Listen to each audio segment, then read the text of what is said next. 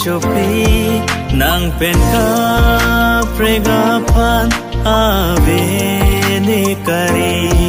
the angadap nihan pen banga sampri gloklar por khelan bonga chiklopi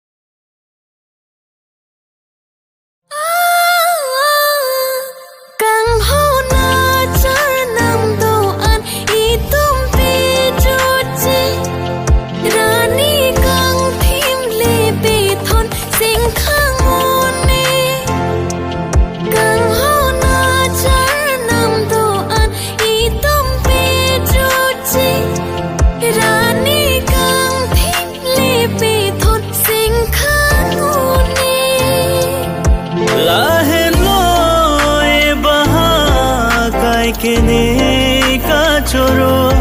chethe do tik pen kar liya phi anamo sing ve pen sing ve ambo sim sa pe donang kai arjo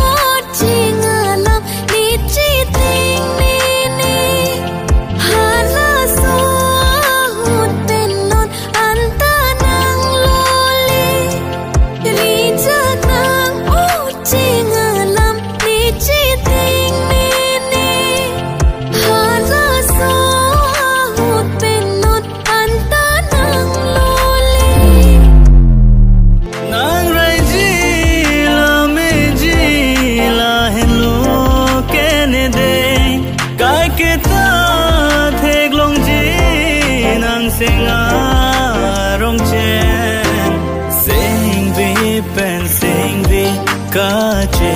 don ke bir the sining chini pe me sing ve pen sing ve ka che don ke bir the sining chini